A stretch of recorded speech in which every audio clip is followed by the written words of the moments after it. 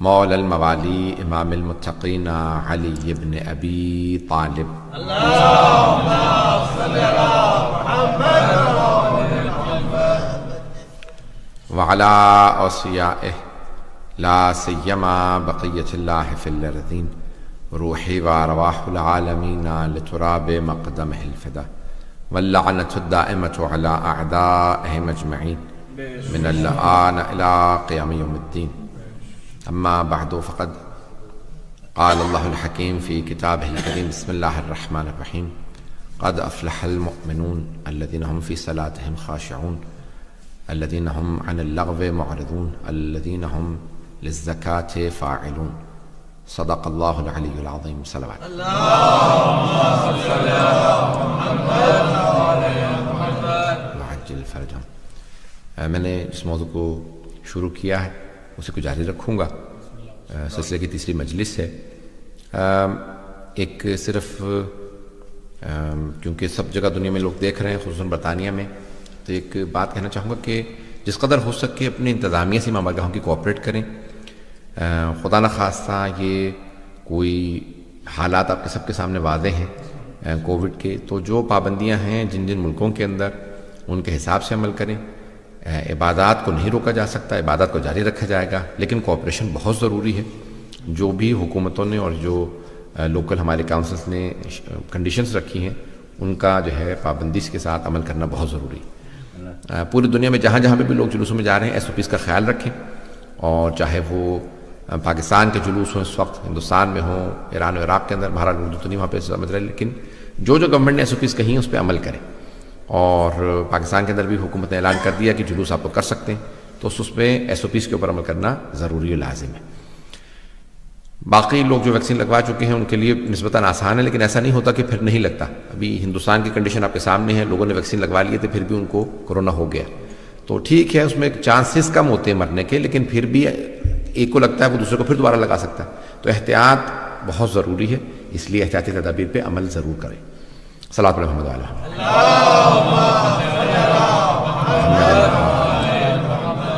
اور خاص طور سے میں یہاں پہ کیونکہ پڑھ رہا ہوں تو یہاں کے لیے دوبارہ تاکید کر دوں گا. بہت سے لوگ کل زیادہ لوگ آگے تھے، آج بھی مجھے اندازہ ہے کہ زیادہ آ جائیں گے ابھی تک، لیکن انتظامیہ کے ساتھ کوآپریٹ کریں.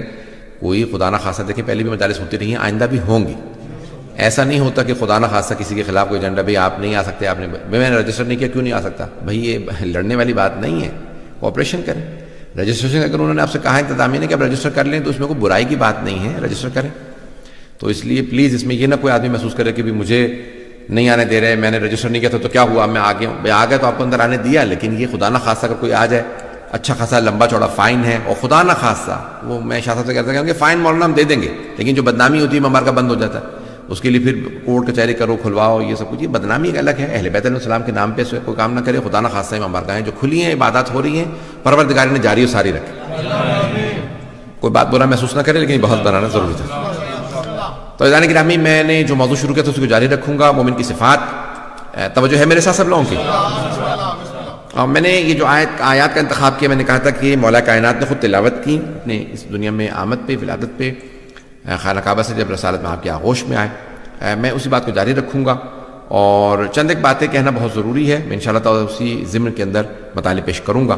تو مومنین کی صفات. قد افلح المؤمنون، اللہ فرما رہا ہے کہ بے شک کہ کامیابی مومن ہے، کامیابی مومنین کے لیے.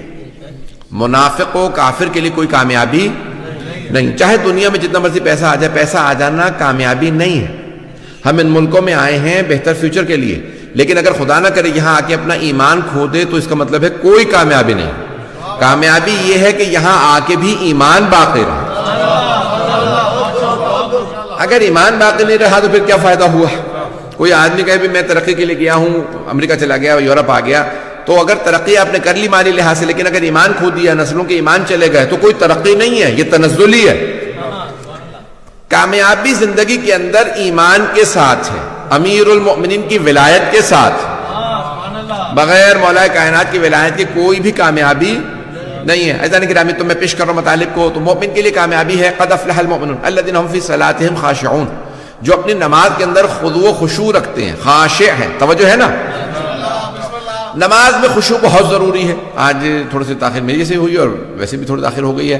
تو میں کوشش کروں گا پھر بھی ان ٹائم میں تمام کروں، اور پھر کل انشاءاللہ آگے پھر جو بھی مطالب میں پیش کروں گا۔ تو الذین هم فی صلاتہم خاشعون، خاشع کا لفظ آیا، خضوع و خشوع اردو میں بھی استعمال کرتے ہیں ہم۔ ایک ہے خوف، ایک ہے خشوع، خشیت، دونوں میں فرق ہے۔ خوف و خشیت، خوف بعض اوقات کسی کی ہیبت کی وجہ سے بھی ہو سکتا ہے، یہ جو ائمہ علیہ السلام کا نا یہ خشیت ہے، خشیت میں بڑا فرق ہے۔ کسی کی عظمت کے احساس کی وجہ سے جو ہوتا ہے اسے خشیت کہا جاتا ہے، اگر پہنچا پا رہا ہوں۔ ایسا گرامی ایک مرتبہ آپ بچوں کو ڈرا دیتے ہیں، وہاں جن آ جائے گا، بھوت آ جائے گا، یہ بچے کو آپ خوف دلا رہے ہیں۔ بعض کا کسی کی طاقت کا خوف ہوتا ہے، بعض کا کسی کے یعنی کوئی بھیانک ہے اس کی وجہ سے ہے، کسی کی طاقت کی وجہ سے، کسی کے ظلم کی وجہ سے خوف ہے۔ اور بعض اوقات کہتے ہیں یہ جوان اپنے باپ سے بہت ڈرتا ہے، جبکہ دیکھتے ہیں کہ باپ بہت بوڑھا ہے، جوان بہت طاقتور ہے، پتہ نہیں لوگ ہیں یا نہیں۔ اس جوان کو خوف اپنے باپ کا اس کی طاقت کی وجہ سے نہیں ہے، اس کی عظمت کے احساس کی وجہ سے، اگر بات پہنچ گئی ہو۔ مجھے نہیں معلوم کتنے لوگ پہنچے۔ اگر جناب ائمہ علیہ السلام، جناب امیر نماز میں آتے ہیں اور بہت زیادہ بدن کانپ رہا ہوتا ہے، یہ اللہ کی عظمت کے احساس کی وجہ سے ہے۔ بات پہنچ گئی ہے جانے گرامی کہ حضرت ابو درداء رضی اللہ عنہ جب جناب سیدہ کے در پہ آئے، دستک دی، کہا بی بی علی بن ابی طالب کا انتقال ہونے والا، وہ کہاں پر ہیں؟ ڈر رہے ہیں، بہت زیادہ عاشق تھے جناب امیر ملک کے، امیر علیہ السلام کے۔ تو جناب سیدہ دروازہ بند ہے، اس کے باوجود بھی آپ نے نام لے کے بلایا، ابو درداء، پتہ نہیں لوگ ہیں یا نہیں۔ جو بغیر دیکھے ہر آدمی کو اس کے نام سے بلائے، اسی کو تو علم لدنی کا مالک کہا جاتا ہے۔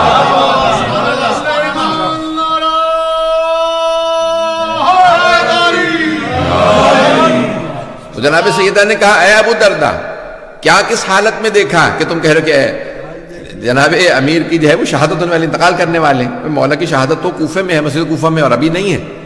تو ایک مرتبہ کہا کہ بی بی مولا کے لب کانپ رہے تھے، آنکھوں میں آنسو تھے، پسینہ آ رہا تھا، اور لرزتے ہوئے جناب امیر ایک مرتبہ گرنے ہی والے تھے، کیونکہ میں نے کہا کہ میں آپ کو اطلاع دے دوں کہ انتقال کرنے والے ہیں۔ کہا ابو درداء علی کہیں نماز تو شروع نہیں کر رہے تھے؟ کہاں بی بی نماز شروع کر رہے تھے؟ کہا ابو درداء میں 1000 مرتبہ علی کی یہی حالت دن میں دیکھتی ہوں۔ 1000 رکعت پڑھتے تھے تو ہر دفعہ جناب امیر جب نماز میں آتے ہیں، کہا خضوع و خشوع، پروردگارہ تیرا بندہ تیری بارگاہ میں آ گیا۔ پتہ نہیں لوگ ہیں یا نہیں۔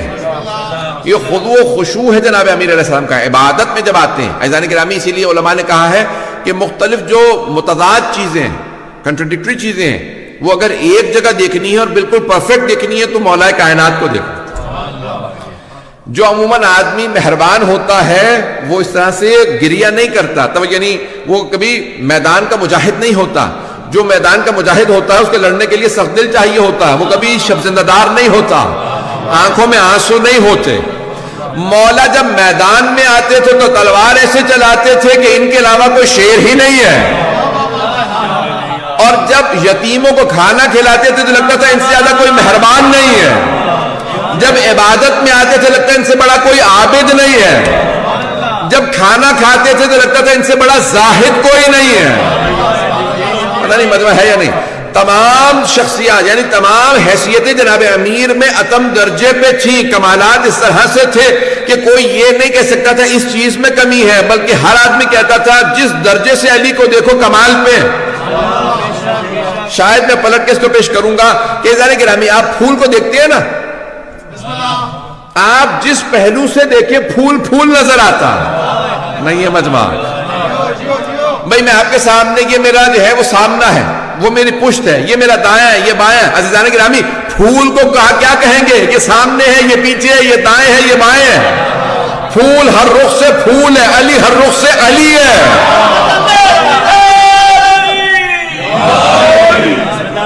توجہ ہے جانے گرامی؟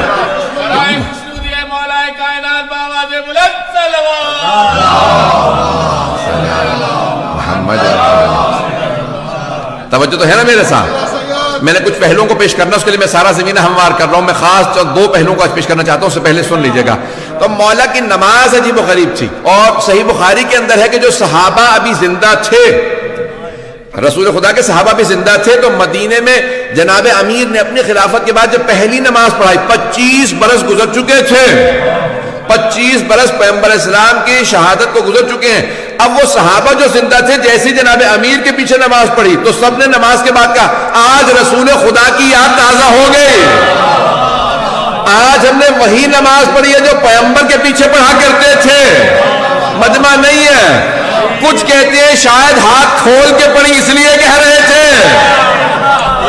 کچھ کہہ رہے تھے کہ ویسے ہی تلاوت کی جیسے پیغمبر کر رہے تھے.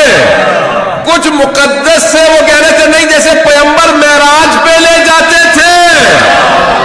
علی نے نماز ویسے پڑھائی جیسے اب معراج پہ جا رہے ہو. صلاۃ معراج المومن، نماز مومن کی معراج ہے. تو کوئی معراج میں لے جانے والا تو ہو.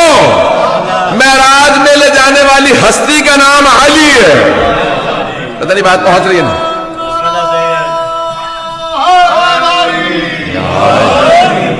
بات پہنچ رہی ہے ذہنی گرامی؟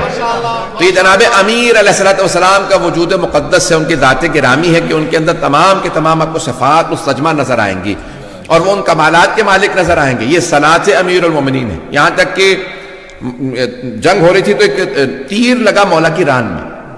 ران آپ جانتے ہیں گوشت ہے سارا. تو جب تیر لگا، تیر آپ جانتے ہیں نا کہ جب لگتا ہے تو اتنی تکلیف نہیں ہوتی جتنی نکالتے میں ہوتی. ٹرائنگل شیپ کا ہوتا ہے نا، تکون کی شکل کا ہوتا ہے. پتہ نہیں اگر تو سامنے اس کے بہت تیز ہوتا ہے، جب لگتا ہے نا بہت تیزی سے چلا جاتا ہے کھال میں، تکلیف ہوتی ہے. جب نکالنے لگتے ہیں تو دو طرف سے اس کے دو کونے ہوتے ہیں. اب وہ پھنس جاتا ہے، وہ پورا کاٹ کے نکلتا. اب مولا کی ران سے تیر نکالنا چاہ رہے ہیں تو تکلیف ہو رہی ہے. شیر خدا کتنی تکلیف ہوگی کہ انہیں تکلیف محسوس ہو رہی. مولا حسن نے کہا رک جاؤ، میرے بابا کو نماز میں جا لینے دو. نہیں ہے لوگ، میرے بابا کو نماز میں جا لینے دو. مولا نے نماز شروع کی. مولا حسن نے کہا تیر کھینچ لو. ایک آدمی نے کھینچا، نماز مکمل ہوئی. مولا نے فوراً پوچھا اتنا خون کیوں بہ رہا ہے، تیر کہاں گیا؟ نہیں ہے مجمع. تو کہا آپ کے فرزند حسن مجتبیٰ نے کہا تھا نماز میں تیر کھینچنا. جب میرے بابا نماز میں ہوتے تو پھر دنیا سے کٹ جاتے ہیں، صرف خدا کے ساتھ ہوتے ہیں.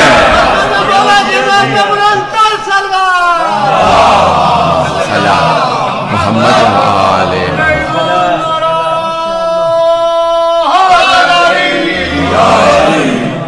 کاش مجھے آج پورا گھنٹہ ڈیڑھ گھنٹہ ہوتا کہ میں جو وہ مطالب ذہن میں لے کے آیا ہوں.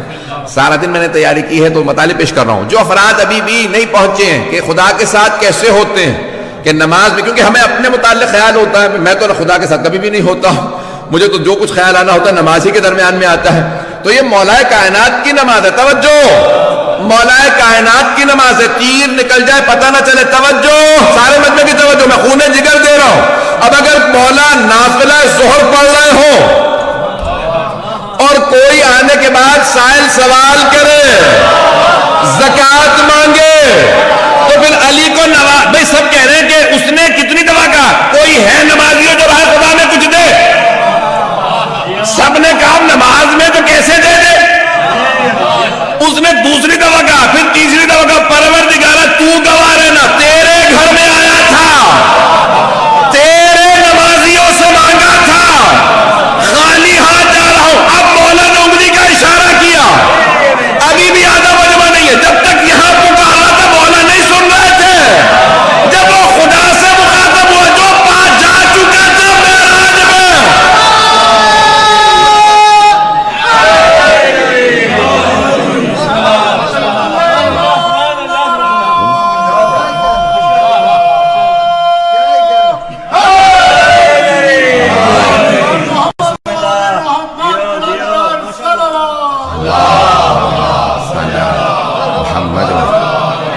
توجہ فرمائے، جو معراج پہ ہے وہاں سنی، یہاں پہ انگوٹھی دی.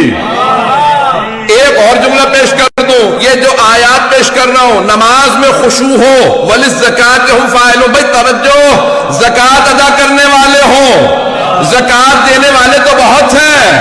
پورے رمضان میں سارے ٹی وی چینلوں پہ کچھ نہیں آ رہا سوائے زکوٰۃ دے دو. سارے زکوٰۃ دے رہے، لیکن ایک ایسا علی ہے جس نے زکوٰۃ دی تو آیت ولایت آئی. مجمع ہو تو کیا دیا تھا کہ آیت ولایت آئی؟ اگر مجمع ہو میرے ساتھ خون جگر دے رہا ہوں، میں کیا دیا تھا کہ آیت ولایت آ گئی؟ کیا دیا؟ تو علماء کہتے ہیں یہ عام انگوٹھی نہیں تھی. وہ جو نبی سلیمان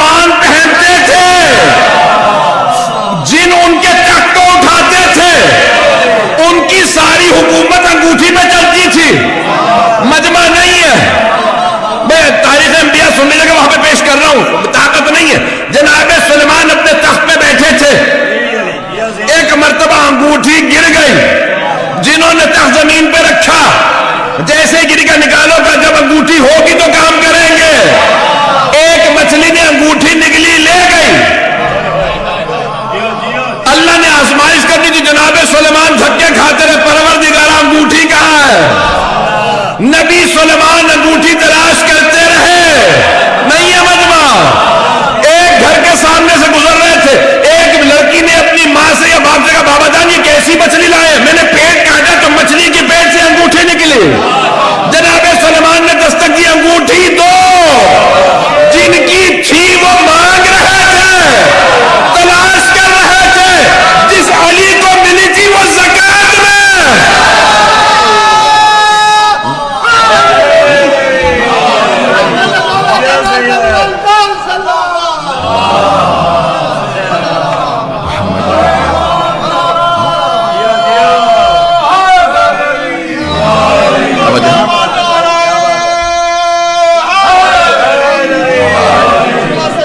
توجہ ہے جانے گرام، آپ جانتے ہیں نا زکات بھائیوں کے ہاں 1/40 کو کہتے ہیں، نہیں ہے مجمع، 2.5% کو کہا جاتا ہے، نہیں ہے مجمع، نہیں ہے آپ حضرات، جناب سلیمان کی کل حکومت تھی انگوٹھی میں، جو علی زکات میں حکومت دے دے، سوچو کتنی بڑی حکومت ہوگی، یہ مولائے کائنات ہے جو زکات میں انگوٹھی دے دیں، کیوں نہ اللہ فرشتے بھیجے، جاؤ جا کے مانگ کے لاؤ، نہیں ہے مجمع، مانگ کے لاؤ، جو فرشتے علی سے مانگنے آئے،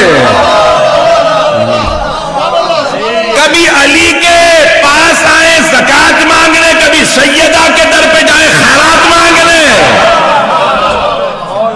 جب فرشتے کھاتے پیتے نہیں ہیں، کچھ لوگ پہنچ گئے جناب ابراہیم کے واقعے میں ہے نا کہ بھئی کھا کیوں نہیں رہے، ہاتھ کیوں نہیں بڑھاتے، مجھ انا منکم وجنون، ہمیں تم سے ڈر لگ رہا، کھا نہیں رہے ہو، کھانا بھی میں نے اتنا اہتمام کیا، گھر میں ایک ہی بچا تھا، میں نے ذبح کر کے بیوی سے بھلوا کے تمہارے سامنے رکھا، کیا ہم فرشتے کھاتے نہیں؟ نہیں ہے مجمع، ہم فرشتے کھاتے نہیں، تو پھر مانگنے کیوں آئے ہو؟ فرشتوں کو بھی پتا ہے سیدہ کے در سے جو ملے تبرک ہے،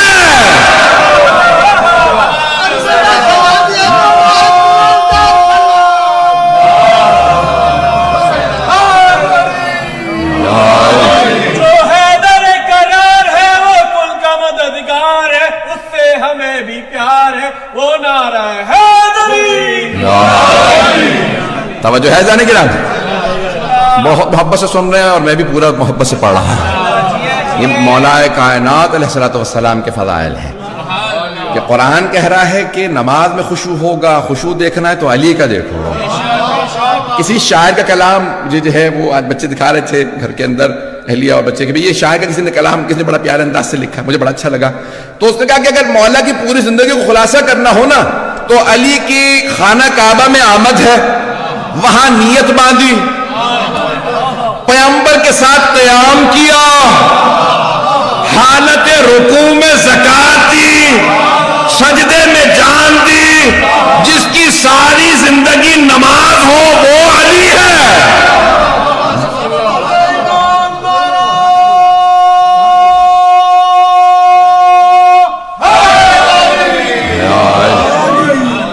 توجہ ہے جانے کے نام ہے، یہ مولا کائنات کی حیات طیبہ ہے کہ جن کے لیے سرور کائنات نے کہا کہ جب علی، یہ معصوم علیہ السلام کا فرمان ہے کہ جناب امیر جب گھوڑے پہ سوار ہونے لگتے ہیں تو ایک پاؤں جب رقاب میں رکھتے تو دوسرا پاؤں رقاب میں رکھنے سے پہلے قرآن ختم کر لیتے ہیں۔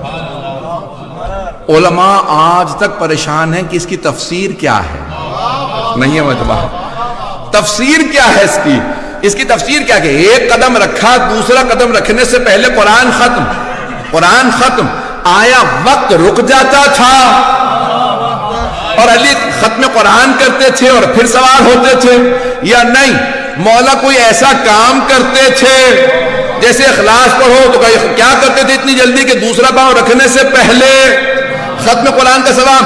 اور کچھ علماء کا عقیدہ یہ ہے کہ نہیں، یہ جو 1 یا 2 سیکنڈ کا فاصلہ ہے مولا کے 1-1 2-2 سیکنڈ کا، ان کے ختم قرآن کا اللہ ثواب لکھ رہا تھا. جس کا اتنا ثواب ہو وہ کیوں نہ بانٹے شفاعت میں. پتہ نہیں لوگ ہیں یا نہیں. اسی کو پھر پوری کائنات کی شفاعت کا حق ہے. ایسے ہی کو شفاعت کا حق ہے اور ایسے ہی کو پھر عطا کا حق ہے. عزیزان گرامی، سارے مسلمان، میں مسلمان کہہ رہا ہوں، تمام مسلمان، میں نے پورا زور لگا دیا یہ 20 منٹ کے اندر، لیکن اب سن لیجیے کہ چند باتیں جو آج سارے مسلمان، تمام مسلمان توسل کو، استمداد کو، مدد مانگنے کو جائز سمجھتے ہیں. مدد مانگنا اولیاء خدا سے، چاہے وہ سامنے موجود زندہ ہوں یا شہید ہو چکے ہوں، ان سے مدد مانگنا جائز سمجھتے ہیں، سوائے وہابیوں کے. ایسا ہی ہے، سوائے وہابیوں کے سب جائز سمجھتے ہیں. وہ کہتے ہیں کہ نہیں یہ جائز نہیں ہے، یہ بدعت ہے، شرک ہے. بدعت اور شرک، اور تیسرا لفظ ہے حرام. بس 3 ہی لفظ آتے ہیں انہیں، بدعت، شرک، حرام. میں نے کچھ بھی نہیں کہا، بات پہنچ رہی ہے. اب وہ فوراً آپ کہیں گے یا علی مدد، وہ کہیں گے بدعت، شرک، حرام. 3 سے آگے بڑھ ہی نہیں پا رہے بیچارے. اور وہ فوراً کہہ دیں گے کہ بدعت ہے، یہ شرک ہے، یہ حرام. اچھا، افسوس کی بات یہ ہے کہ جیسے اہل سنت میں فرقے بنے ویسے ہمارے ہاں بھی ٹھیک ہے، وہ ان کی آبادی زیادہ تو ان کے فرقے بھی زیادہ ہیں. آپ کہتے نہیں ان کے تو 60-70 فرقے ہیں، ہمارے یہاں کے جو 4-5-7 ہو گئے تو کیا ہوا. انہیں بھی بن تو رہے، یہ پریشانی کی بات ہے، بننے نہیں چاہیے. اچھا، پھر 12 کے ماننے والے، پھر کوئی 5 کا ماننے والا، 3 کا ماننے والا، 4 اماموں کا ماننے والا، 6 اماموں کا 7، چلیں یہ ہیں. اور پھر اب ہمارے یہاں ایک اور مسئلہ ہے کہ ابھی خود وہابی کہتے ہیں کہ بھی مدد مانگنا بدعت، شرک ہے. اور کچھ ہمارے ہاں بھی ویسے آپ کو مل جائیں گے جو کہہ رہے ہیں کہ جائز نہیں. سام سن گیا سب کو، اور جو ٹی وی پہ سن رہا ہوں سب کو بھی سام سنگا ہوا ہوگا. میں بھی کھل کے بولوں گا. آپ جانتے ہیں میں بے باک آدمی ہوں، جس معاملے میں مجھے روکو میں اس کو زیادہ کرتا ہوں. مولانا یہ نہ پڑھیے گا، پھر اس کا مطلب یہی پڑھوں گا آج. تو ایسا نہیں کہ سنیں گے. ابھی ہمارے ہاں بھی بعض لوگوں کو ایک بیماری ہی ہے، اعتقادی بیماری ہے. جیسے بڑے بڑے لوگوں کو بیماری لگ جاتی ہیں. ایک ہوتی ہے دیمک لگ جائے نا، گھر کو دیمک لگ جائے تو گھر ختم ہو جاتا ہے. اہل سنت کو دیمک لگی وہابیت کی، اچھا خاصا چاٹ گئی پورا ان کا، لیکن انہوں نے پھر بھی سنبھال لیا. ہمارے ہاں بھی ایک وہابیت کی دیمک لگ گئی. 2 طرح کی، ایک نصیریت کی بھی ہے اور ایک لیکن یہ کہ جو وہابیت کی دیمک ہے. ابھی اسی ماہ رمضان کے اندر بہت سے انگریزی داں لوگوں نے، بہت سے اور لوگوں نے کہ بھئی مدد مانگنا بدعت ہے. اچھا، کچھ لوگوں نے کہا کہ نہیں مدد نہیں، مدد تو مانگ سکتے ہیں، توسل نہیں کر سکتے، دعا نہیں مانگ سکتے. توجہ ہے؟ سن رہے سارے حضرات؟ سنیے گا بھائی، اتنے لوگوں کو پہنچ جائے میری بات، میرا کافی کا. تو اب وہ فوراً کہتے ہیں کہ نہیں یہ جو ہے وہ شرک ہے اور یہ جو ہے غالیوں نے کیا ہے. اچھا، ان سے سوال ہے میرا پہلا، جتنے بھی سن رہے ہیں، اور یہ نوحہ بھی سن رہا ہو تو سنا دیجیے گا سب لوگوں کو پلیز. یہ والی مجلس ضرور سنا دیجیے گا. اوروں کو سنائیں نہ سنائیں، ہمارے شیعوں کو ضرور سنا دیجیے گا. اور یہ جو آپ جو مرضی شیعہ وہابی کہہ لیں، شیعہ مقصد جو بھی کہہ لیں، مقصد جو بھی کہہ لیں، ان کو سنا دیجیے گا. اذان گرامی میں کیا وہ کہتے ہیں نہیں مدد مانگنا بدعت ہے. اور بہت سے افراد ہیں وہ کہہ رہے ہیں کہ نہیں مدد مانگ سکتے ہیں، دعا نہیں مانگ سکتے، توسل نہیں کر سکتے. اچھا بھائی فرق کیا ہے؟ اچھا، کچھ لوگ 2-4 ماشاءاللہ سے کتابیں بھی پڑھ گئے، انہیں اور زیادہ مصیبت ہو گئی ہے. میں نے فلسفہ پڑھ رکھا ہے، میں نے یہ پڑھ رکھا ہے. ابھی تو نے سب کچھ پڑھ رکھا ہے، تو کبھی کو قرآن بھی صحیح طرح سے پڑھا، معصوم کا فرمان بھی صحیح طرح سے پڑھا. یہ الٹی سیدھی چیزیں پڑھنا بند کر دو. فلسفہ پڑھانے کے بعد دماغی خراب ہوگا، قرآن صحیح طرح سے پڑھ لو. تو قرآن پڑھیں گے وہیں سے جواب مل جائے گا. آیت ایک ہی پیش کرتے ہیں، وہی جو وہابی پیش کرتے ہیں. خدا کی قسم استدلال دونوں کا ایک ہے، چاہے ان کے وہابیوں کا دیکھو چاہے اپنے وہابیوں کا دیکھو. خدا کی قسم ممبر پہ ذمہ داری سے روزے کی حالت میں کہہ رہا ہوں کہ استدلال ایک ہی ہے، دلیل ایک ہی پیش کرتے ہیں. ایاک نعبد و ایاک نستعین. پروردگار صرف تیری عبادت کرتے ہیں، صرف تجھ سے مدد مانگتے ہیں. تو بھائی غیر اللہ سے مدد مانگنا بدعت ہے. کچھ لوگ کہتے ہیں میں مدد دی، کچھ تو جرت رکھتے ہیں، ان کو اتنی میں داد دوں گا کہ جرت رکھتے کہتے ہیں مدد بھی نہیں مانگ سکتے. کچھ میں جرت نہیں کہتے نہیں مدد مانگ سکتے ہیں، دعا نہیں مانگ سکتے. جب فرق کیا ہے میں بھی پیش کر رہا ہوں. دعا میں مدد میں فرق کیا تھا؟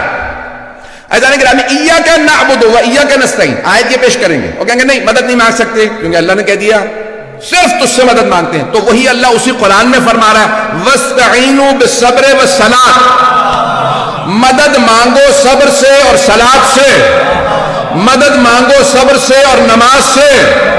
چھٹے امام سے پوچھا گیا مولا یہ صبر و صلاۃ سے مدد کا صبر محمد ہے صلاۃ علی.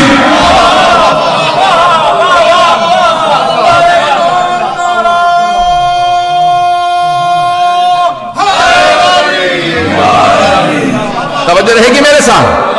تو معصوم نے فرمایا کہ صبر رسول خدا ہے اور صلاۃ علی مرتضیٰ ہے, دونوں سے مدد مانگنا. روایات بہت زیادہ ہیں اور بہت سے برادران آج سارا دن میرے ساتھ رابطے کے اندر رہے ہیں, بہت سی روایات مختلف انہوں نے بھی مدد کی ہے, لیکن میں سب چیزیں نہیں پیش کر پاؤں گا وقت کی وجہ سے. عزیزان گرامی اللہ سبحانہ و تعالیٰ نے قرآن کے اندر کہہ دیا مدد مانگو. ایک طرف کہہ رہا صرف تجھ سے مدد مانگتے ہیں, دوسری طرف کہتا نہیں اس سے بھی مدد مانگو. اسی نے کہا صرف تجھ سے مدد مانگتے ہیں. یہ پھر آیا قرآن میں تضاد ہے؟ نہیں, عقلوں میں تضاد ہے. جب اہل بیت کو چھوڑو گے قرآن سمجھ میں نہیں آئے گا, ان سے پوچھو قرآن کیسے حل کرنا اگر چلیے گا. تو قرآن اہل بیت بتائیں گے, تضاد نہیں ہے قرآن کے اندر کہیں پہ بھی, یہ اللہ بتائے گا. ہاں مجھ سے مدد مانگو, صرف مجھ سے ہی مدد مانگو, اور جس سے میں کہوں اس سے مدد مانگو. خود نہ بناؤ مجھے اس سے مدد چاہیے اس سے اگر پہنچ رہے ہو اپنے پاس سے نہ بناؤ, جنہیں میں اپوائنٹ کروں ان سے مدد مانگو. چلیے گا خدا را چلیے گا. چلیں آپ حضرات کی توجہ کے لیے. ایک دیہات کے اندر ایک بزرگ ہے, ہاتھ میں ان کے عصا تھا, پنجابی میں آپ کے یہاں ڈانگ کہتے ہیں. تو ایک آدمی وہ کہنے لگا بھائی بابا جی آپ مشرک ہیں. انہوں نے کہا کیوں؟ کہا اٹھتے بیٹھتے کہتے ہیں یا علی مدد, تو آپ مشرک ہیں. تو کہا کہ نہیں میں مشرک نہیں ہوں, علی مدد مانگنا جائز ہے. اس نے کہا نہیں آپ مشرک ہیں, اگر علی مدد کر سکتا ہے تو علی سے کہے میری ٹانگیں توڑ دے. بابا جی نے ڈانگ اٹھائی, دونوں ٹانگیں توڑ دی. اب جب گر گرا گیا دونوں ٹانگیں ٹوٹی بھی تھی, کہا میں نے کہا تھا اپنے علی سے کہو میری ٹانگیں توڑے, یہ آپ نے میری ٹانگیں توڑ دی. کہا چھوٹے موٹے کام تو میں خود ہی کر لیتا ہوں, خیبر اٹھانا ہو تو علی کو بلاتا ہوں.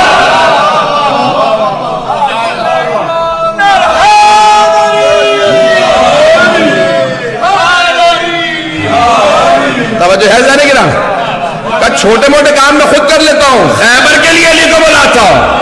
توجہ, ہمارے بہت بڑے عالم دین ہیں, بہت بزرگ ہیں, میں بھی ان کے دس میں جاتا رہا ہوں, اب بہت بزرگ ہو چکے ہیں.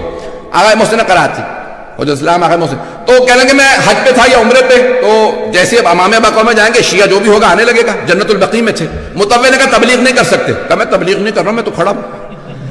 کہا نہیں سب لوگ آ رہے ہیں. کہا میں کچھ کہہ ہی نہیں رہا ہوں, لوگ آ رہے ہیں تو میں کیا کروں. کہنے کہ میرا قلم نظر آ رہا تھا, اس نے پین نکالا زمین پہ پھینکا. کہا ذرا بلا اپنے امام کو کہ تجھے پین دے دے, یہ مدد نہیں کر سکتے, تم یہاں تبلیغ کر رہے ہو. کہا اگر تیری منطق کو تیری دلیل کو مان لوں نا کہ امام یہ قلم اٹھا کے نہیں دے سکتے تو مدد نہیں کر سکتے, تو ذرا اللہ سے قلم اٹھا کے دے دے. نہیں ہے مجمع, پتہ نہیں لوگ ہیں یا نہیں. ذرا تو اللہ سے کہ قلم اٹھا کے تجھے دے دے. اب بالکل مبہوت پریشان, چہرہ بالکل اترا ہوا مرجھایا ہوا تھا کہ کیا مطلب, یہ دلیل تو میں خود بھی پریشان ہو گیا. کہ منحوس انسان ان کے لیے نہیں بنے کہ قلم اٹھا کے دے. کوئی بڑا کام ہو جہاں اللہ سے کہنا ہو یہ مدد کرتے ہیں. جہاں جس کی سفارش لگتی ہے اس کی سفارش کہا جاتا ہے. سمجھے ہے میرے ساتھ, چلیے گا. اگر تھوڑا سا وقت زیادہ لوں گا میرے ساتھ رہیے گا. میں نے دوسرا مسئلہ بھی پیش کرنا تھا, بہت امپورٹنٹ ہے میرے لیے, مجھے کل پورا پڑھنا پڑے گا, میں پریشان ہوں کیونکہ میں مکمل نہیں کر پا رہا ہوں. عزیزان کرام جناب امیر علیہ السلام سے مدد مانگ سکتے ہیں یا نہیں مانگ سکتے؟ بہت سے کہتے ہیں نہیں مدد تو یا علی مدد تو ہم نے نہیں کہا, دعا نہیں مانگ سکتے. تو مدد کیا ہے؟ مدد دعا ہی کی تو قسموں میں سے قسم ہے. میں پریشان ہوں, یا علی مدد پریشانی دور کر دے, تو یہ دعا نہیں تو اور کیا ہے؟ نہیں ہے مجمع, نہیں ہے لوگ. بیمار ہوں, یا علی مدد بیماری دور کر دے, یہ دعا نہیں تو اور کیا ہے؟ بھئی یہ فلسفہ پر پڑھا کے لوگوں کنفیوز نہ کرو. ضرورت ہے تو کوئی یا علی مدد بدعت ہے, تم اور وہابی ایک ہی سب میں کھڑے ہو. سارے مسلمان بما سنیوں کے سب مانتے ہیں یا محمد مدد کہنا جائز, یا علی مدد کہنا جائز. اوائل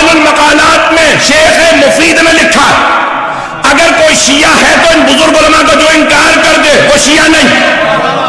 یہ جتنے بڑے بڑے بزرگ علماء، شیخ صدوق، شیخ مفید، سید مرتضیٰ، شیخ طوسی، ان تمام نے لکھا یہ شیعہ مذہب ہے. اوائل المقالات میں شیخ مفید فرما گئے ائمہ کی قبروں پہ جانا، مدد مانگنا، دعائیں مانگنا، یہ شیعہ مذہب ہے. کسی شیعہ عالم نے اس کی مخالفت نہیں کی سوائے مقصروں کے. انہوں نے لکھا، لفظ مقصر انہوں نے استعمال کیا. اب سمجھ میں آیا یہ کہاں سے آیا ہے. اذان کرام یہ شیعہ عقیدہ ہے کہ آپ زری پہ جاتے ہیں، بڑے بڑے علماء جاتے ہیں، وہیں پہ دعا مانگتے ہیں. پتہ نہیں لوگ ہیں یا نہیں. تو فرق کیا ہے پھر اوروں میں اور ہم میں؟ کہ بھئی ہندوؤں میں پھر کیا فرق رہا؟ ٹی وی پہ ایک صاحب مجھ سے پوچھ رہے تھے کہ بھئی ہندوؤں میں پھر کیا فرق رہا؟ وہ بھی مانگتے ہیں، ہم بھی مانگتے ہیں، تو بڑا فرق ہے. وہ خود بت بنا لیتے ہیں اور کہتے ہیں پروردگارا ہاں اولائے، یہ قرآن کی آیت ہے، تم بت پرستوں ہے میرے حبیب. اگر آپ بت پرستوں سے پوچھیں گے نا کہ یہ کیا ہے تو یہ نہیں کہیں گے ہمارے خدا ہیں. ہاں اولائے شفاعنا الی اللہ، یہ اللہ تک پہنچنے کے ہمارے شفیع ہیں، یہ سفارش کرتے ہیں. نہیں المجمع. ایک بات واضح ہو گئی، وسیلے کو سب مانتے ہیں، مومن بھی مشرک بھی، لیکن فرق ہے کچھ خود ساختہ وسیلوں کو مانتے ہیں، کچھ خدا ساختہ وسیلوں کو مانتے ہیں. نہیں پہنچا سکا. کچھ خود ہی بنا لیتے کہتے پروردگارہ تو اسے مان لے. کچھ مسلمانوں نے بھی ایسے کیا، اسے بنا، اسے بنا، اسے بنا. کیا پروردگارہ ہم نے بنا لیا تو مان لے. اللہ نے کہا خبردار بنا کے نہ لاؤ، میں جسے بناؤں اسے مانو. جو حیدر قرار ہے وہ کل کا مددگار ہے، اس سے ہمیں بھی پیار ہے. او نعرہ علی، نعرہ علی. چلیے گا، پریشان تو نہیں کر دیا؟ اور اگر ہو گئے تو تھوڑا سا اور پریشان ہو لیجئے. اچھا جانے گرامی ائمہ علیہ السلام کی سیرت میں دیکھ لیجئے، ہر جگہ پہ ملتا ہے. اور سرور کائنات کی صحیح السند حدیث ہے کہ آپ فرماتے ہیں، کہا کہ جو بھی میری زیارت کے لیے من، اچھا یہ تو اہل سنت کی بھی سن لیجئے کہ خود جامع ترمذی کے اندر دوسری روایت بھی پیش کروں گا، من زارنی بعد مماتی کمن زارنی فی حیاتی، جو میرے مرنے کے بعد میری زیارت کے لیے بالکل ایسا جیسے زندگی میں زیارت کی ہو. کہا تم میں سے جو میرے قبر مطہر پہ آئے، میں قبر مطہر کیا رکھا، جو میرے قبر پہ آئے مجھے آ کے سلام کرے، میں سلام سنتا ہوں، سنتا ہوں. لاکھوں لوگ ایک وقت میں حج میں آ کے کہہ رہے السلام علیکہ یا نبی اللہ، آپ فرماتے ہیں سب کا سلام سنتا ہوں. اور اگر کوئی بعید ہو تب بھی مجھے پہنچتا ہے. نہیں ہے مجمع، تب بھی مجھے سلام پہنچتا ہے. بات پہنچ رہی ہے جانے گرامی کا سلام سنتا ہوں. اور اگر آپ امام رضا کی زیارت کے لیے گئے ہوں تو آپ نے اذن دخول پڑھا ہوگا. حرم میں جانے سے پہلے اذن دخول لگا رکھا ایرانیوں نے، علماء نے. توجہ، وہ جو کہتے نہیں ان کا نظریہ ہمارے والا، تو ان سے کہو وہ اذن دخول اتار دے، یا ان سے کہو اذن دخول اتار دیں گے، تم اپنا عقیدہ بدل لو. نہیں ہے مجمع، بہت پریشان ہے.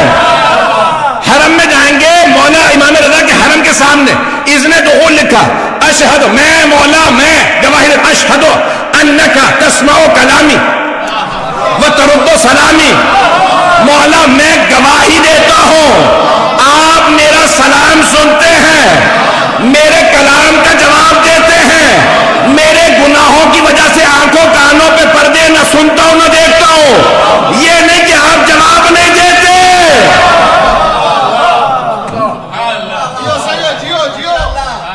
بدلنا پڑے گا نا تو قرآن بدلو، حدیث بدلو، زیارات بدلو، سب بدلو، نہیں تو پھر سب مانو. پتہ نہیں لوگ ہیں یا نہیں ہے، یا مانو تو سارا مانو. عزیزان گرامی یہ سب جگہ پہ موجود ہیں، کتنی جگہ پہ انکار کیجیے گا. یہ شیعہ عقیدہ یہی ہے. اگر آپ سے کہ نہیں یہ نہیں تھا، آپ جہالت میں تھے، کہ اچھا میں آج جہالت سے اٹھ گیا، تو بتا تو کب جہالت سے نکلے گا. عزیزان گرامی اہل بیت علیہ السلام کی عقائد رکھیں، عقائد وہ رکھیں، وہ بنائیں کہ جو قرآن میں آئے ہیں، جو حدیث کے اندر آئے. عقیدہ وہی ہونا چاہیے. بات پہنچ رہی ہے جانی گرامی؟ وقت تمام ہو گیا نہیں تو میں اور اس کو تفصیل سے پیش کرتا.